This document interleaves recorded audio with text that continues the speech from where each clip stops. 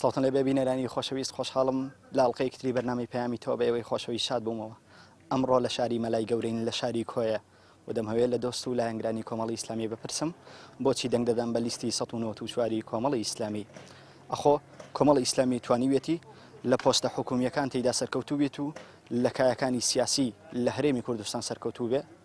ئەم پرسیارانە و چەندین پرسیارێتر تایبەت بە هەڵبژاردن لە دۆست و لایەنگرانی کۆمەڵی ئیسلامی دەکەم لە شاری کۆیە من دەپرسم و ئێوەش بینەری بەرنامەکەمان بن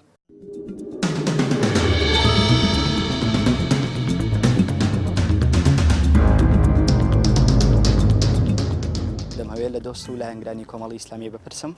بۆچی دەنگ دەدەن بە لیستی 1994 کۆمەڵی ئیسلامی ئەگەر لە دنیاشتمان بۆ بەدەستنەیە لە قیامەت پێسەر بەرزم لە شەریک ئەو هەمەتاوانە نیم کە ئەو خەڵکە ئەو لیستانێکە کە دەیکەن هەڵوێستەکانی شایەتە ڕازگۆنە لەگە میلەت ڕازگۆنە لەگە دەنگەکانی کە پێیان دەدرێت کەسانی ئەمینن ئەتوانن 100% گۆڕانکاری دروستکەن لە هەرێمی کوردستانە تۆ بڕیارت داوە دەنگ بە کامە لەم لیستانە بدەیت کە بۆ پەرلەمانی کوردستان خۆیان ئامادە کردووە بێگومان ئەو لیستی کە شایانە بۆ میلەتی کورد خزمەت بە میلەتی کوردەکە کە بڕیاری داوە کۆڵەدات و بەردەوام بێ لە خزمەتکردنی میلەتی خۆی بێگومان لیستی کۆمەڵی ئیسلامی کوردستان ژمارە 1994 کە لە ماوەی ڕابردوودا کاندیدەکانی خزمەتی بە خەڵکی هەرێمی کوردستان کردووە بە پارە خۆیان نەفرۆشتووە خۆیان نەفرۆشتە بە دەوری وڵات خۆیان نەفرۆشتە بەلایەنە زاڵم و ستەم لێکراوەکانی هەرێمی کوردستان بڕیاریان داوە لە ناو خەڵک بژین بۆ خەڵک بژین چۆن دەڵێ هەرچی یاسا و پرۆژە یاسایەکە لە خزمەتی گەلی خۆیان دابێت باشە تۆ زۆر بە متمانەوە بینیم باسی لیستی 1994ەکەی باشە تا چەند پێت وایە ئەندام پەرلەمانانی کۆمەڵی ئیسلامی یان تەنانەت وەزیرانی لەگەڵ ئەو وعد و پەیمانانە ڕاست بوون کە بە خەڵکیان دابوو لە بانگەشەی ڕابردووی هەڵبژاردن و ئەو کاندیدانی ئێستا کە کۆمەڵی وعدیان داوە تا چەند پێت وایە ئەو وعدانە بەجێ دەگەێنن بڵێ ئێمە لە مای ڕابردوودا کۆمەڵی ئیسلامی کوردستان لە پەرلەمانی کوردستان 6 ئەندام پەرلەمان بەشدار بوو کە سکرتێری پەرلەمانیش دەکەن و بینیمان کە چەند بە لێ نەبڕاوانە و بە جورئەتەوە کۆمەڵێک بڕیار و کۆمەڵێک یاسای هەستیاریان وروژاند و کە وای کرد چۆن دەڵێ بازی قورسیاندا لەسەر هەڵوێستا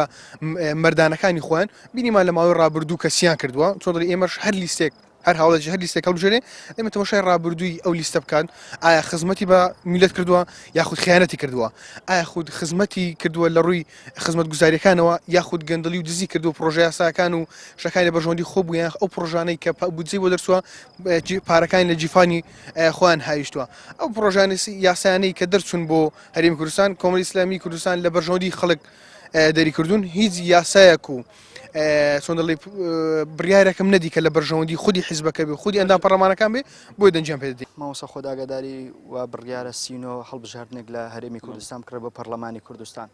تۆ لەو هەموو لیستەی کە خۆیان کاندید کردو بۆ پەرلەمانی کوردستان بڕیارت داوە دەنگی خۆت و متمانی خۆت بدەیتە بەکامەل لەم لیستانە من دەنج خۆم دەدەم بە لیستی کۆمەڵی ئیسلامی کوردستان ژمارە 1994 باشە شتێک وای کردووە تۆ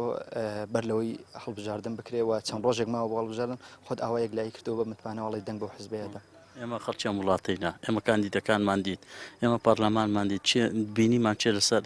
حەقی ئەم میلەتە بە جواب دێت چێ ڕازگۆنە چێ ئەوانەی کەوا پارەکاریان تێناکات چێ ئەوانێکەوە دەسەڵات بە ترسی و تۆقان تاسیریان لەسەر ناکات دەستخۆشی لە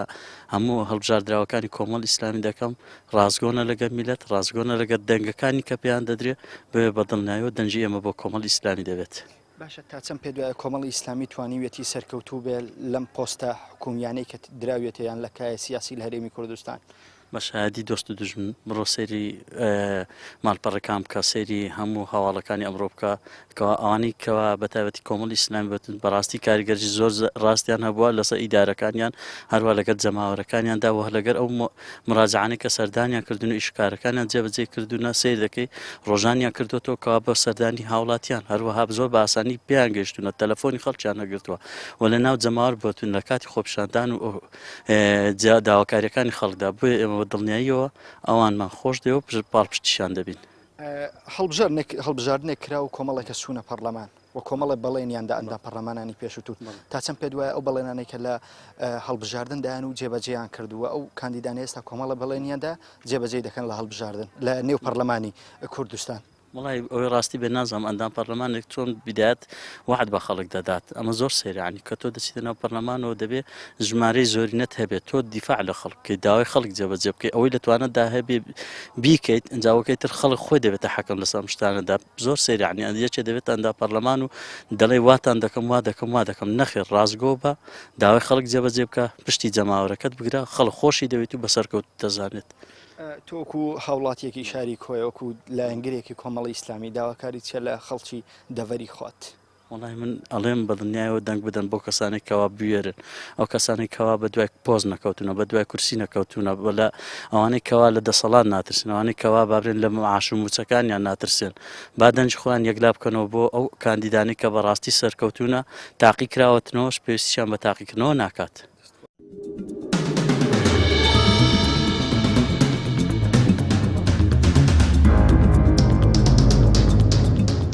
دەمەوێت لە دۆست و لایەنگرانی کۆمەڵی ئیسلامی بپرسم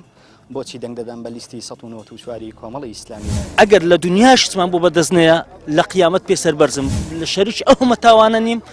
کە ئەو خەڵکە ئەو لیستانێکە کە دەیکەن هەڵوێستەکانی شایەتە ڕازگۆنە لەگەر میلەت ڕازگۆنە لەگەر دەنگەکانی کە پێیان دەدرێت کەسانی ئەمینن ئەتوانن 100% گۆڕانکاری دروستکەن لە هەرێمی کوردستانە لە هەڵبژاردننی سینۆ کە بڕیارە بکرێت بۆ پەرلەمانی کوردستان تۆ لەو لیستانێکە خۆیان ئامادە کردو بە پەرلەمانی کوردستان بڕیار داوا دەنگ بە کامە لیست بدەیت بێگومان دەنگەدەم بە لیستی کۆمەڵی ئیسلامی ژمارە 1994 باشە لەبەرچی کۆمەڵی ئیسلامی لەبەرچی لەو لیستانەی کە کۆمەڵی لیست خۆیان ئامادە کردو تۆ لیستی کۆمەڵی ئیسلامی دیاری کردەوە بۆ بیکەی بە نوێنەری خۆت لە پەرلەمانی کوردستان لەبەرەوەی تاکە لیستە متمانەی زۆرم پێێتی هەڵوێستەکانی شایەتە ئەو کارانی کە کۆمەڵ لە ڕابردووە کردوێتی کە ئیشاڵە لە داهاتوو شایکە سەرمان پێی بەرزە هەمومان شانازی پێواکەین چ ئەندامانی کۆمەڵ چ لایەنگرانی کە دەنگی پێدەن چ ئەوانەی کە لە دوورەوە تەنها کۆمەڵە ناسن هەمومان شانازی پێواکەین باشە تا چەند پێ دوای کۆمەڵی ئیسلامی لە پۆستە حکوومیەکان تێیدا سەرکەوتوو بۆ بەڵگەتان چیە لەسەر سەرکەوتنی ئەم حزبەیە وڵی لە ڕاستیە ئێمە ئەوەندەی دەسەڵاتی هەمان بوو بێتەنها مامۆستا عەبدولستار مەجید بووە ئەویش کە ئەوە بەشایەتی هەموو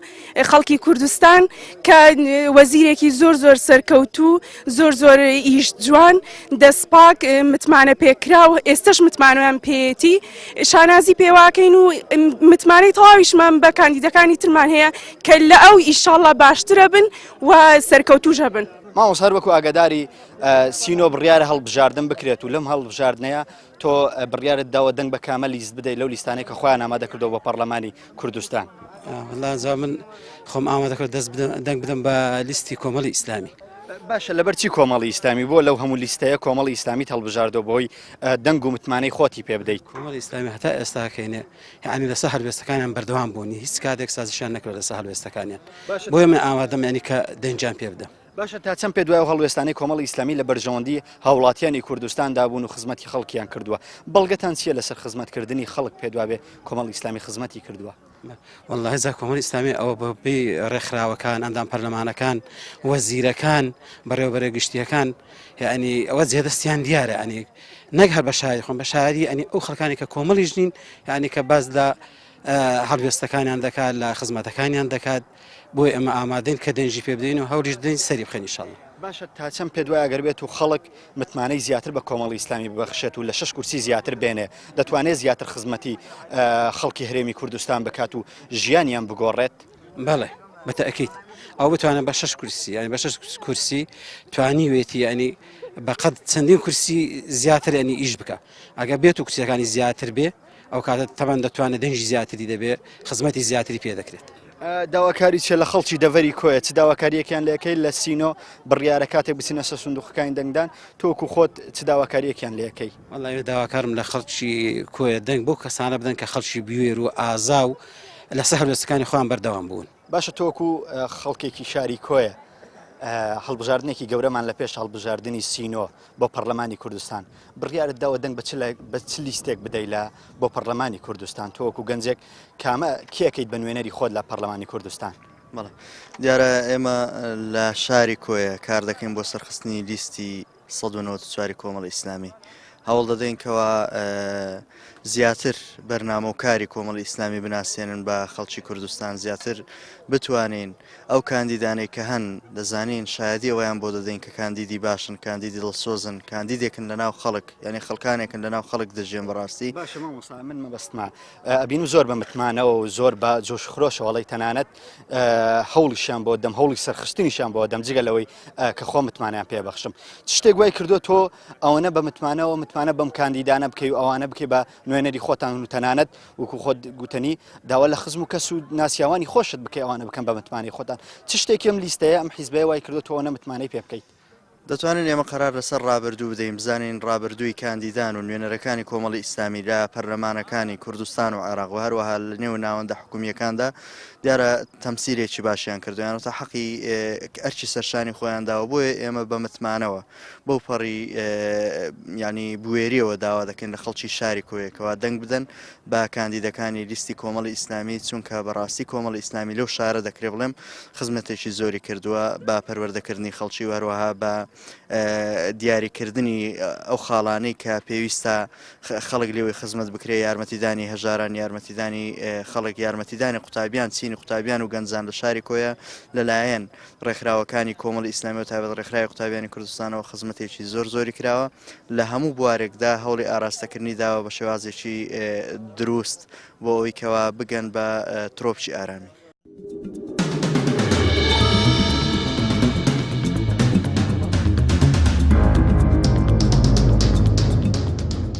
لە دۆست و لە هەنگرانی کۆمەڵی ئیسلامی بپرسم بۆچی دەنگ دەدەن بە لیستی 1994 کۆمەڵی ئیسلامی ئەگەر لە دنیا شتمان بۆ بەدەستنەیە لە قیامەت پێسەر بەرزم لە شەریک ئەو هەمەتاوانە نیم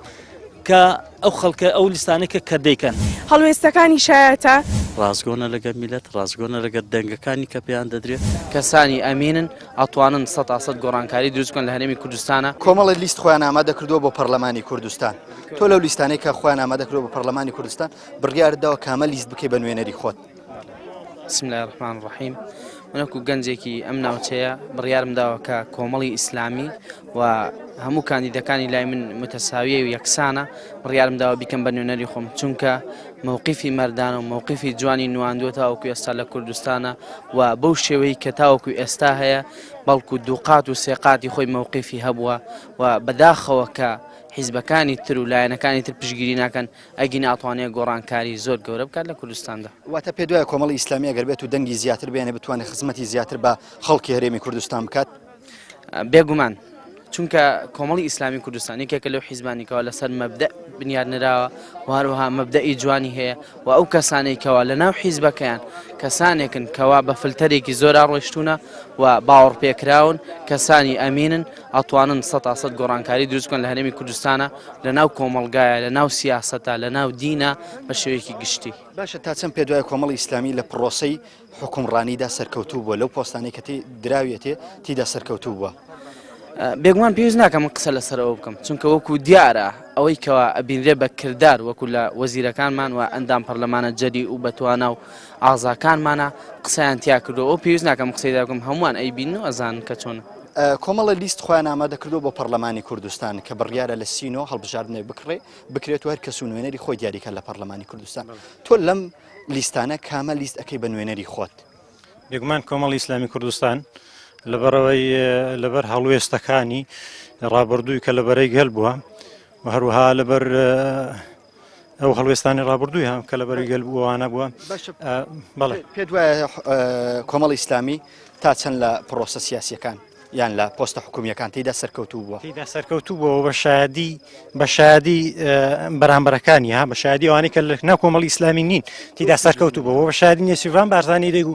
عەبدولستار مەجید یەکێکە لەوە زیرە سەرکەوتووەکانی کابینەکەی من ئەنی تەنانەت سەرۆکی وەزیران کە لە حزبێکت لەوانەیە تا ڕادێک لەگەڵ کۆمەڵ تێکگیرانیشی هەبێت بەڵێ بەڵام لە هەمان کاتدا شایەدی بۆ دەدا وەڕاستیە و ناشارێتەوە و دەیڵێ واتە کۆمەڵی ئیسلامی حزبێکە دۆست و دوژمن شایەدی بۆ لێدەن شایەدی بۆ لێدەن باشە تۆ داواکاری چێ لە خەڵکی دەڤەرەکەی خۆت لەگەڵ لە چیان پێڵی بۆی لە سینۆ چی ئەنجام بدەن ڕاهی داواکاریم ئەوەیە لە خەڵکی شاری کۆی و بەعام هاوڵاتیانی هەرێمی کوردستان دەنگ بەو لیستە بدەن کە دیفاع لە دینیان دەکا و لە ژینیان دەکا دیفاع لە مافەکانیان دەکا و لە ئازادیەکانیان دەکا داواکارم متمانەی خۆیان بەو لیستە ببەخشن کۆمەڵی ئیسلامی کوردستانە. سینۆ بڕیارە هەڵبژاردەك بکرێت لە هەرێمی کوردستان و هەر کەسە و نوێنەری خۆت لە پەرلەمانی کوردستان دیاریکە. تۆ کێ لەم لیستانە ئەو لیستانێکی خۆیان ئامادەکرێت بۆ پەرلەمانی کوردستان کامە لەو لیستانەکەی بە نوێنەری خۆت؟ لیستی 1994 کۆمەڵی ئیسلامی کە لەو لیستانەی کە شایانی ئەوەیە کە هاوڵاتیان دەنگی پێ بدەن چونکە هەر ئەم لیستە بووە لە ڕابردوودا لە ڕێگای وەزیرەکانیەوە تاکە لیست بووە کە توانیوێتی لە ڕێگای وەزیرەکانیەوە وەزیرەکانی لە هەموو وەزیرەکانی کە خاوێنتر و پاکتر و ئەمینتر دەرکەون پەرلەمانتارەکانی بە هەمان شێوە پەرلەمانتارەکانی لە پەرلەمانی کوردستان داهۆکیکی ڕاستەقینەیان لە مافی خەڵک کردووە جەریئانە بوونە ماونەتەوە وەک ئەوەی کە لە دروشمی لیستەکەدا دیارە کۆڵنەدان و بەردەوامیە ئەوە ئەم لیستە بەردەوام بۆ کۆڵی نەداوە چەند فراکسۆنێک کە بیدایەت لە هەر لە پێشکەشکردنی یاسای سەرۆکایەتیەوە لەگەڵ فراکسۆنی کۆمەڵا بوونە بەڵام ئەو لیستانە کە لە ڕاستەکانی کە ڕۆیوە هەتا مووقیفی کۆتایی تەمەشا ئەکەین بەس کۆمەڵی ئیسلامی ماوەتەوە لە مووقیفکە لەبەرەی خەڵکاو بێت کەواتە لەبەر ئەوە پێویستە هاوڵاتیانی کوردستان دەنگ بدەن بە لیستی کۆمەڵی ئیسلامی کوردستان بۆ ئەوەی دنیایەکی سەرفراز و قیامەتێکی قیامەت بۆ خۆیان مسۆگەرکەن. خۆشەویستانەوەی گوێبیستبوون پەیامی بەشێکی هاوڵاتیانی شاری کۆیە کە زۆر بەگەرم و گوڕیەوە پێشوازیان لە لیستی 1994 کۆمەڵی ئیسلامی کردووە و دەنگی خۆیان دووپا دەکەنەوە و ئەو شیعارەی کۆمەڵی ئیسلامی دووپات دەکەنەوە کۆڵنەدان و بەردەوامین. خۆشەویستانە من پەیامی زیاتری خەڵکی شاری کۆیە بەوەی خۆشەویست دەگوازمەوە بینەرمان بن.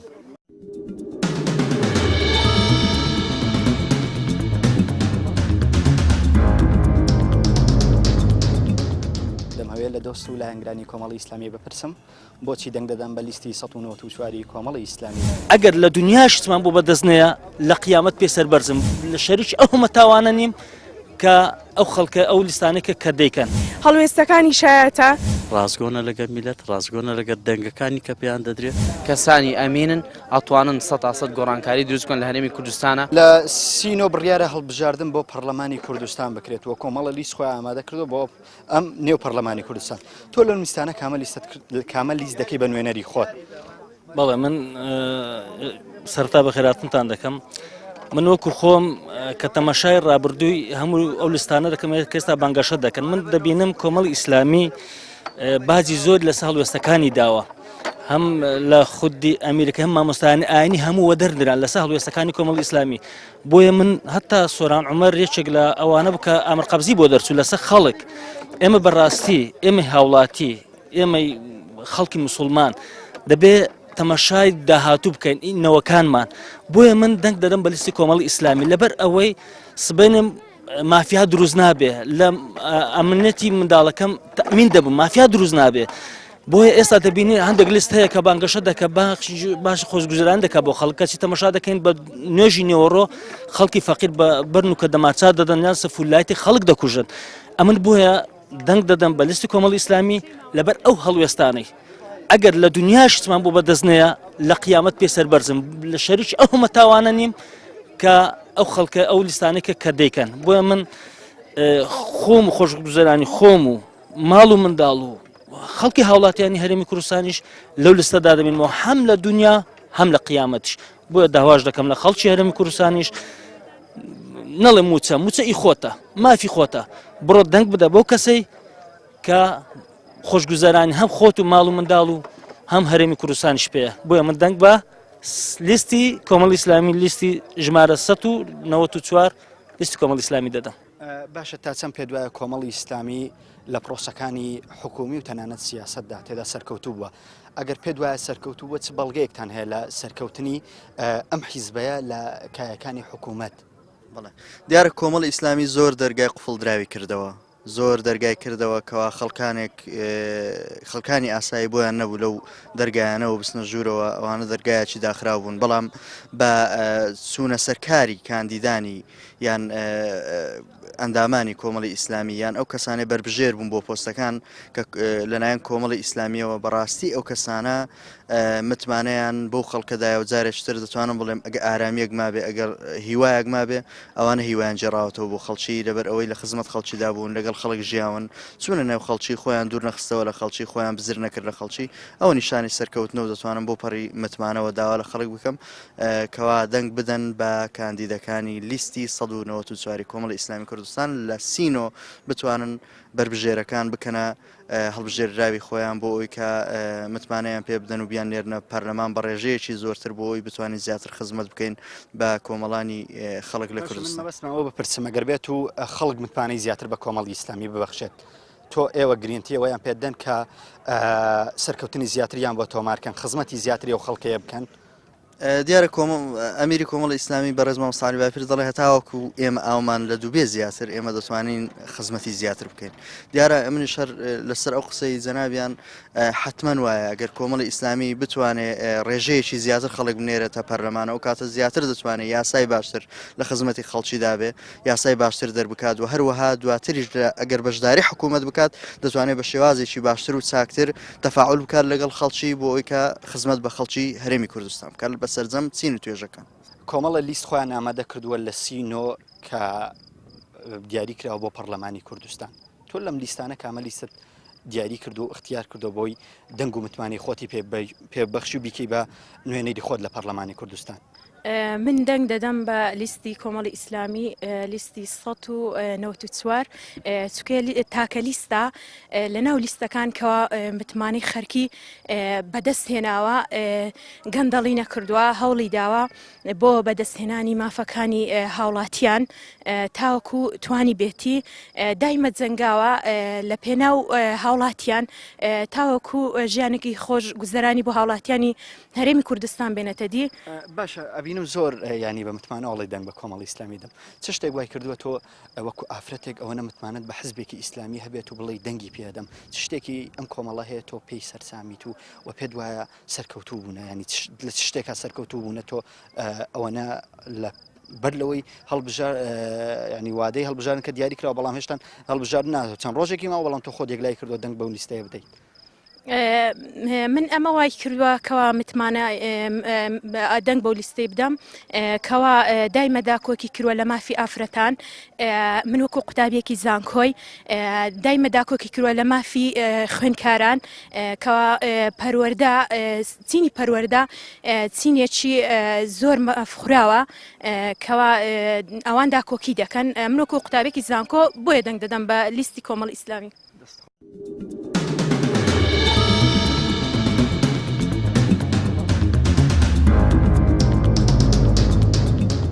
دەمەوێت لە دۆست و لە هەنگرانی کۆمەڵی ئیسلامی بپرسم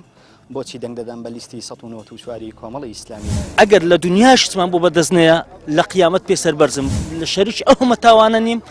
کە ئەو خەڵکە ئەو لیستانێکە کە دەیکەن هەڵوێستەکانی شایەتە ڕازگۆنە لەگەڵ میلەت ڕازگۆنە لەگەڵ دەنگەکانی کە پێیان دەدرێت کەسانی ئەمینن ئەتوانن 100% گۆڕانکاری دروستکەن لە هەرێمی کوردستانە لەو هەموو لیستێک خۆیان ئامادە کردووە بۆ هەڵبژاردننی سینۆ تۆ بڕیارت داوە متمانە بە کامە لەم لیستانە ببەخشی کە بۆ پەرلەمانی کوردستان خۆیان ئامادە کردووە بەدڵنیایەوە لیستی کۆمەڵی ئیسلامی باشە هۆکار چییە هۆکار چییە کە تۆ لیستی کۆمەڵی ئیسلامی هەڵبژاردووە کە هێشتا چەند ڕۆژێکیش ماوە بۆ هەڵبژاردن بڕیاری پێشوەختە داوە چ شتێک وای کردو تۆ لە ئێستاکەەوە بڕیار دەیت بەڵێ دوو هۆکارەیە یەکەمیان ئەوەیە کە لە ڕابردوودا کاندیدەکانی کۆمەڵی ئیسلامی کە نوێنەرایەتی خەڵکیان کردو لە پەرلەمانی کوردستان یاخود لە حکوومەتدا بووین بەتاکید بە دڵنیایەوە لە جێ متمانەی خەڵکا بوون بە نوێنەری ڕاستەقینەی خەڵک بوون هەموو چین و توێژەکان بەبێ جیاوازیەوە بێگومان ئەم چینەی ئەم جارش کە ئامادە کراون کاندیدانی بە ڕێزی کۆمەڵی ئیسلامی بۆ پەرلەمانی کوردستان خولی پێنجەم بە دڵنیایەوە هەمان هەست دەکەین کە هەمان ئەدای خولی پێشویان دەبێ و لەو ئاست و توانایە هەن کە بتوانین متمانەیان پێ بکەین باشە من مەبەستمە بپرسم تا چەند لە کاندیدانی ڕابردووە تاوانەی ئێستا ئەندام پەرلەمانن لەگەڵ وعد و عودەکانیان ڕاست بوون کە لە بانگەشەی هەڵبژاردندایان و تا چەند پێ دوای ئەو کاندیدانەی ئێستا کەش لەگەڵ وعدەکان و پەیمانەکانیان ڕاست دەبن لە نێو پەرلەمانی کوردستان بە دڵنیاییەوە ئەوانەی کە لە ڕابردوو ئەندا پەرلەمانی کۆمەڵی ئیسلامی بوون ناتوانم بڵم 100% چونکە هیچ مرۆڤێک نییە کە بتوانێت 100% یان ئەو وعدەی کێدا بەڵام ڕێژەی زۆر توانێت بڵم 190 لەزگر دەتوانانی بڵێن لەبەرۆژ ناتوانین 100% بدن لەبەرۆی زروو دەگۆڕێت یعنی ئەو کات کێشەی پاشەکەوتی موچەمان نەبوو ئێستا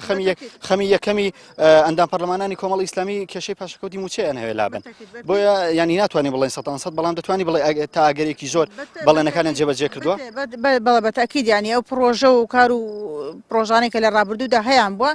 ینی بەشێکی زۆر لە پرۆژانێک کە چونتە پەرلەمانی کوردستانەوە ڕاستەوخۆ کاریگەریان هەبوو بۆ ژیانی کۆمەلگا و تاک خێزان بریتی بۆ لە پرۆژانەی کە لە خزمەتی خەڵکا بۆ بدێت لە پرۆژانێک کە ئەندامانی کۆمەڵی ئیسلامی لە پەرلەمانی کوردستان پێشکەشیان کردو بە نمونە پرۆژەی چاکسازی لە موچەدا پرۆژەی ڕێخستنەوەی ئیمتیازاتی پێشمەرگار پرۆژەی جێرانەوەی پاشەکەوتی موچە بۆ فەرمانبەر هەموو ئەم پرۆژانلانی فراکسیۆنی کۆمەڵی ئیسلامی لە پەرلەمانی کوردستان پێشکەش کراوە باشە پێ دوایە تا چەند کۆمەڵی ئیسلامی لە پرۆسەکانی سیاسی و لە پۆستەکانی حکومی تێیدا سەرکەوتوو بووە تا چەند پێ دوایە لەو پۆستانەی کە دراوە بە کۆمەڵی ئیسلامی تێیدا کۆمەڵی ئیسلامی یان نوێنەرانی کۆمەڵی ئیسلامی لەو پۆستانە سەرکەوتوون و بەڵگەت چیە لەسەر سەرکەوتنی کۆمەڵی ئیسلامی ئێمە لە کۆمەڵی ئیسلامی لە حکوومەتدا چەند پۆستێکی وەرگتەوە وەکو وەزیر تەنها وەزارەت دوو وەزارەت کە وەزارەتی کوشتوکاڵ بۆ وەزارەتی ئەوەش کە ئەستەی ژینگە بووە لە هەردووچیان توانەوە بەڵگەوە بیسەلمن کە دەبینین ینی پێشەوەی کە وەزارەتی کوشتوکاڵ بدرێ بە کۆمەڵی ئیسلامی بینیمان کە وەزارەتێکی کاولبوو بوو وەزارەتێکی چۆن بڵێن وەکو ئەوە بشکە ساڵی بوو کاتێک کە پێدرا بەڵام دوای ئێستا بینیمانە بە شایەدی دۆست و دوژمن توانرا ئەو کەرتە تا ڕادەیەکی زۆر ئاودان بکرێتەوە بۆ نمونە خاوەنی لە ئێستادا خاوەنی 6 بەنداوە یعنی کە لە پێشورە خاوەنی ئەو بەنداوانە نەبووە کە گرنگترین سەرچاوی ئاوە بۆ ئێستاکانە زیاتر لە هەفتا قسوور با بڵێن بەنداوی بچووک ئەو گلدانەوە ئەمانە هەیە یعنی ئەمانە بخۆی سەرچاوەیەکی گرینگە بۆ بژانەوەی کەرتی کوشتوکاڵ کۆمەڵێشتی تر ینی کە لێرەکان ناکرێ باز بکرێ و هەروەها لە بەڕێوەبەرەتی چاودێری کۆمەڵایەتی کە پۆستی با بڵێن کۆمەڵی ئیسلامی بووە بەتەکید ینی بە شاهدی دۆست و دوژمن ئەو بەڕێزەی کە لەکان سەرپەرشتی کردووە لە جێ متمانەی خەڵکا بووە یانی توانیوێتی ینی ئەدای ئەو ئەرکە بکە لەسەر شانی خۆی بێ تۆکو ئافرەتێک داواکاری چێ لە ئافرەتانی دەڤەری کۆیە چ داواکاریەک لە خەڵکی شاری کۆیە دەکەی خەڵکی شاری مەلای گەورە لە ئەوەیان پێ دەڵم کە شاری مەلای گەورە بەڕاستی ئافرەتان هەمیشە تێدا پێشەنگ بوون بۆ نمونە لە سەردەمێکە کە خوێندنی ئافرەت قەدەغە بووە یەکەمین ئافرەت کە لە شاری کۆیە چۆتە بەر قوتابخانە یەکەمین ئافرەتی کۆی بەکەبێتی بۆ لە نەزیبەخانی زەریزادە کچی مەلای گەورە بەڕەحمەت بێ بۆیە ئەوە داوا دەکەم لە ئافرەتانی دەڤەری کۆیە کە وەکو چۆن لە ڕابردوودا ئافرەتانی سنووری کۆیە سەرمەشق و پێشەنگ بوون بە هەمان شێو ئێساش پێشەنگ بوون چکم یعنی ئەمە ناشارینەوەلەوەی کە لە ئاستی تێکچوونی هەر بارێکی سیاسی کۆمەڵایەتی ئابووری قوربانی یەکەم بریتە لە ئافرەت بۆیە پێویستە بەڕاستی پێشەنگ بن لە چوونە سەر سندوقەکانی دەنگدان و هەڵبژاردننی ئەندامانی نوێنەرانی ڕاستەقینەی خۆیان باشە تا چەند پێ دوایە کۆمەڵی ئیسلامی لە پرۆسی حکومداری سەرکەوتوو بووەوە بەڵگەتان چیە لەسەر سەرکەوتنی ئەم حیزبەیە لەو کای سیاسیانەی کە درایتیانە و کای حکومیانەی کە ئەو پۆستە حکومیانەی کە درایتی تا چەند پێ دوای سەرکەوتوو بە کۆمەڵی ئیسلامی بەڵێ لە ماوەی 4 ساڵی ڕابردوو کە خەریکە 4 ساڵی شەڕە دەدا چونکە ساڵێکیان پەرلەمانی کوردستان درێژ کردەوە بینیمان ئێمە بە چەند وەزیرێک بەشدار بووین کە گرنگترینیان وەزیری کوشتوکاڵ بوو وەزارەتی کوشتوکاڵ بوو کە بەڕێز کاعب ستارمەجید بەڕێوە دەبرد نمونەیەشی ئێجگار جوانی لەناو هەموو وەزیرەکان پیشاندا بە شایەدی دوژمنانی نەک بە شایی دۆستانی کە نمونەیەکی باشی پیشاندا و خزمەتێکی باشی خەڵکی کرد جگە لە چۆن دەڵێن مدیر ناحیە و مدیری قەزاکان و بەڕێوبەری و فەرمانگەکان و شانە کۆمەڵی ئیسلامی مامۆستا عەبدولستاری زۆرە ئەگەر بێت و ینی وەزیری تکەی بدرێتێ پۆستی تکەی بدرێتێ لە حکوومەت تێیدا سەرکەوتوو وەکو کاعب ستار پێ دوایە تەنها نمونەیەکە لە نێو کۆمەڵی ئیسلامی بگومان ئەوەی چۆن دەڵێ مشتێکە لە خەرمانێک چۆن دەڵێ کاعب ستار یەکێکە لە تاکێکە لە ناو کۆمەڵی ئیسلامی کوردستان بێگومان چۆن دەڵێ هەر تاک و کادیرێکی کۆمەڵی ئیسلامی کوردستان سوی بێتە هەر شوێنێک تەنانەت بە مامۆستایەکی بەسیتیش لە قوتابخانێک بێ بە مۆزەفێکی ئاسایش بە سکرتێریی ئاسایش لە ناو فەرمانگەیەکی حکومیدا ئیشی کرد بێ بێ ئەگەر پۆلیسێک بێ لە هەنگری کۆمەڵی ئیسلامی کوردستان بێ لە ناو دەستگای پۆلیس و ئاسایش و هەر شوێنێکدا بێ ئەندامان و کادیرانی کۆمەڵی ئیسلامی کوردستان لە هەموو شوێنێک دەستیان دیارە کە بە دڵسۆزانە و لێنەبڕاوانە و مادوونە ناسانە کاریان کردووە. خۆشەویستانەوەی گوێبستی بوون پەیامی دۆست و لایەنگرانی کۆمەڵی ئیسلامی بوو لە شاری کۆیە و بەڵێن و پەیمانیان دووپات کردەوە کە پژگیری تەواویان بۆ لیستی 1994 کۆمەڵی ئیسلامی بێ چونکەوان پێیان وایە لیستێکی شایستە بووە و وەڕاستی لە پۆستەکە حکوومیەکان توانیوێتی سەرکەوتنێکی گەورە بەدەست بێنێت و داواکاریان لە خەڵکی شاری کۆیەوە بوو کە پشگیری ئەم لیستەیە بکە بۆی خزمەتی زیاتری شاری کۆیە و تەواوی هەرێمی کوردستان بکە. خۆشەویستان بەم ئەندازەیە گەشتنە کۆتایی ئەڵقەی بەرنامەی ئەم جارەی پەیامی تۆ تا ئەڵقەیەکتر و بەرنامەیەکتر سڵاو ڕێزی عیمرانی پێشکەشکار و کامێرەمانم یونس عەبدوڵڵاتان لێبێ تا ئەڵقەیەکتر بێەوەی خۆشەویست سادەمەوە بەخوای گەورەتان دەسپێرم خواتان لەگەڵ.